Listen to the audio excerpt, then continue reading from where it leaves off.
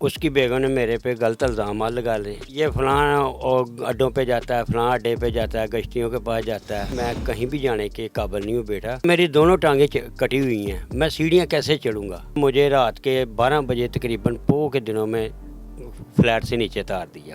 ایک درخت کے نیچے میں نے 2 دن 2 راتیں گزاری ہیں۔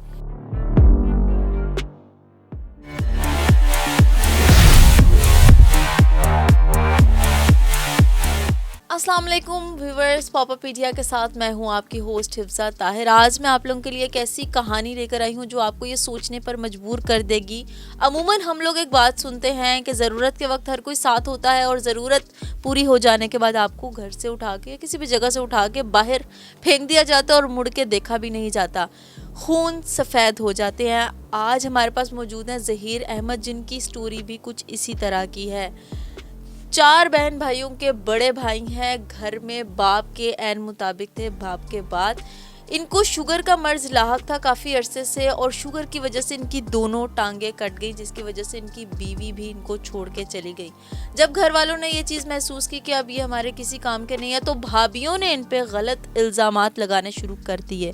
ان الزامات کی بنا پر ان کو اٹھا کے گھر سے باہر پھینک دیا گیا، اور اس کے بعد نہ مڑ کے پوچھا گیا، نہ کوئی خیر خبر لی گئی کہ زندہ ہے یا مر گئے ہیں۔ لیکن انہوں نے ہمت نہیں ہاری اور آج ماشاءاللہ سے اپنا کاروبار کر رہے ہیں۔ تو آئیے ان سے پوچھتے ہیں کہ اس تنگ حالی میں کس طرح اپنی زندگی گزار رہے ہیں۔ السلام علیکم۔ وعلیکم السلام۔ کیا حال چال ہے سر؟ اللہ کا شکر ہے، دعائیں آپ کی۔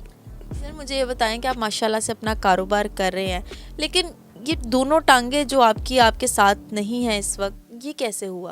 یہ شوگر ہو گئی تھی مجھے 98 میں، ایک 12 سال پہلے کاٹی گئی تھی۔ جو الٹی ٹانگ ہے وہ 2019 میں کاٹی گئی ہے 1 اگست کو۔ یہ گینگرنگ ہو گئی تھی ان دونوں میں، شوگر کی وجہ سے دونوں وقفے کے ساتھ کٹوانی پڑی ہیں۔ آپ کا جو فیملی ہے، آپ کے چھوٹے بھائی، آپ کی بہن، وہ کدھر ہوتے ہیں؟ ایک بھائی تو ادھر ہی ہوتا ہے، جناح ہاسپٹل میں ڈاکٹر ہے۔ ایک چھوٹا بھائی وہ ناروال ہاسپٹل میں ملازم ہے۔ ایک بھائی سب سے چھوٹا جو وکیل ہے۔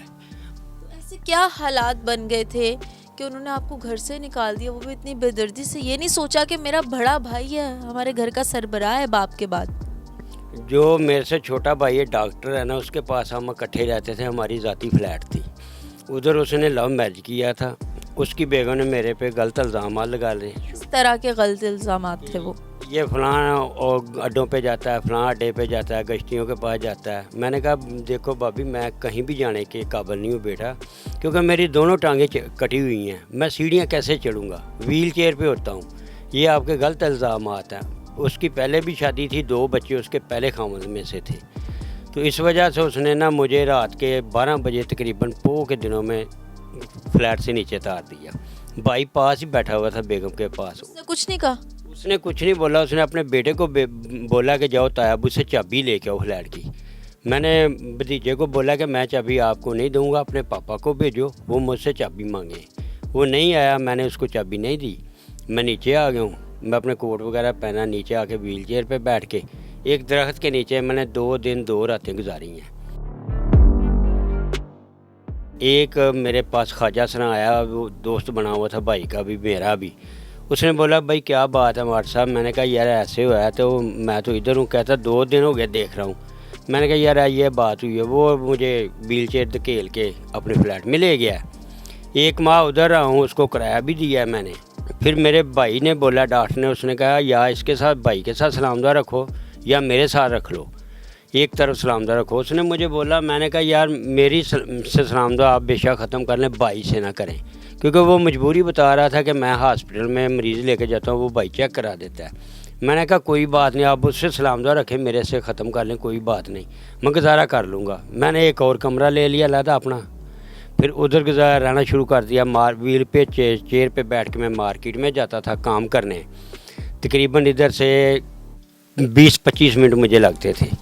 تو راستے میں لے کے کون جاتا تھا آپ کو ویل چیئر پہ؟ آپ خود ہی ہمت کر کے جاتے تھے مارکیٹ؟ میں خود ان دونوں بازوؤں کی وجہ سے ریڑھ کے لے کے جاتا تھا چلا کے۔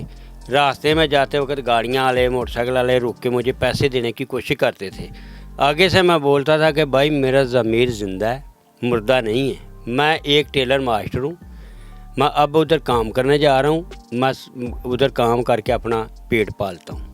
مانگنے کی یا یہ خرائط لینے کی مجھے کوئی ضرورت نہیں ہے. ماشاءاللہ سے اپنا کاروبار کر رہے ہیں, تو اس ایک چھوٹے سے کمرے کے اندر آپ نے اپنی سلائی مشین اور ہر چیز رکھی ہوئی ہے, تو آپ کا گزر بسر کیسے ہو رہا ہے یہاں پر؟ اللہ کا شکر ہے. اب دیکھو اب بھی آپ آئے ہیں, کسٹمر میرے پاس بیٹھے ہوئے تھے. اللہ کا شکر ہے, ایک دو سوٹ کاٹ کے بنا لیتا ہوں, میرا خرچہ وغیرہ چل جاتا ہے. مکان کا ادھر فلیٹ کا کرایہ وغیرہ. آپ رینٹ پہ ہیں اور وہ رینٹ بھی آپ اپنی جیب سے دے رہے ہیں؟ جی, اس کا تقریباً 7,000 روپیہ مجھے رینٹ پڑ جاتا ہے, بل اور رینٹ. وہ بھی میں اپنی جیب میں سے دے رہا ہوں, کسی کا کوئی میں نے آسرا نہیں لیا. اب آپ کے ساتھ ان حالات میں کون کون ہے جو آپ کے پاس آتا ہے, بیٹھتا ہے, ملتا ہے, باتیں کرتے ہیں؟ کیونکہ آپ کمرے سے باہر تو کہیں نہیں جا سکتے, کسی نہ کسی کے ساتھ ہی آپ کو جانا ہے, تو آپ کی کوشش ہوتی ہوگی کہ میں ادھر ہی رہوں, ادھر ہی کام کروں. تو کون لوگ ہیں جو آپ سے ملتے جلتے ہیں؟ ایک ہیں میرے دوست ہیں, وہ انجینئرنگ ہیں اور حکمت بھی کرتے ہیں. ان کا نام ہے مقصود گیل صاحب. وہ آتے ہیں رات کو میرے پاس بیٹھتے ہیں, اور بھی دوست آتے ہیں, بیٹھتے ہیں, ادھر باتیں وغیرہ کرتے ہیں. دل لگا رہتا ہے. دل لگا رہتا ہے. اور ادھر ہم سب مل کے رات کو ادھر پیسے ملا کے کھانا منگاتے ہیں. اب یہ جو آپ کے اپنے ہیں, مطلب نہ ہونے کے برابر, ان کے لیے آپ کچھ کہنا چاہیں گے کہ ایسے اپنوں سے نہ ہونا ہی پھر بہتر ہے, بندہ اکیلا آیا اور اکیلا ہی جائے؟ کیا ضرورت ہے جب آپ کے اپنوں نے آپ کو گھر سے باہر پھینک دیا اور پوچھا بھی نہیں؟ ظاہر ہے جی, آدمی انسان آتا تو اکیلا ہی جاتا ہے, لیکن یہ جو ایسے کرتے ہیں, میں کہتا ہوں ان کو ایسے نہیں کرنا چاہیے. چلو میرے بھائیوں نے تو کیا, لیکن دوسروں کو میں پیغام دیتا ہوں, اگر میرے جیسا کوئی ہو نا, ان کے لواحقین کو کہتا ہوں کہ ایسا نہیں اس کے ساتھ کرو. کیونکہ یہ دیکھو وہ کہیں جانے کے قابل نہیں ہے, نہ کوئی چیز لانے کے قابل ہے. اگر وہ کماتا ہے ٹھیک ہے, نہیں کماتا پھر بھی اس سے پیار کرنا چاہیے, اس کو گھر میں رکھنا چاہیے. اگر کوئی میرے سے پوچھے نا اب زندگی میری, تو میری زندگی یہ ایک نہ ہونے کے برابر ہے. عید شبرات چاہے کچھ بھی ہو, میں ادھر ہی رہنا کمرے میں, گاؤں میں نہیں جانا. 4 سال ہو گئے ہیں مجھے ادھر. اللہ کا شکر ہے. پھر بھی میں یہی کہتا ہوں کہ اللہ تعالیٰ میرے بھائیوں کو صحت اور تندرستی دے اور زیادہ دے. میں بتائیں, کبھی آپ نے یہ سوچا نہیں کہ آپ کی ہستی بستی زندگی تھی, آپ کی شادی ہوئی, آپ رہ رہے تھے, آپ کاروبار کر رہے تھے, اچانک زندگی نے پلٹا کھایا اور سب کچھ بدل گیا اور آپ اس حالات میں آ گئے؟ کبھی سوچتے ہیں آپ اس بارے میں؟ ظاہر ہے جب اکیلا بیٹھا ہوں کافی سوچیں آتی ہیں, پھر دل کو دلاسا دیتا ہوں کہ نہیں یار چھوڑو, ایسی سوچیں لینے سے آپ نے آپ کو بیماری لگانی ہے نا. پھر میں نا اپنے موبائل میں لگ جاتا ہوں, تو ذہن بدل لیتا ہوں کہ ٹینشن نہ لوں. اگر ٹینشن لوں گا تو شوگر ہیوی ہو جائے گی, پھر کوئی نہ کوئی بیماری لگ جائے گی.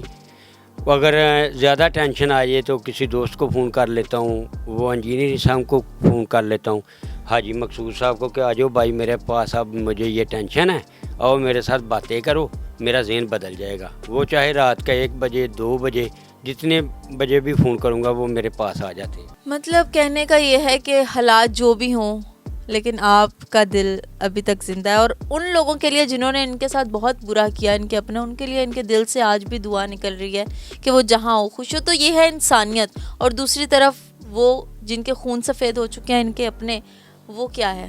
اس کا جواب آپ دیجیے گا ہمارے فیڈ بیک میں.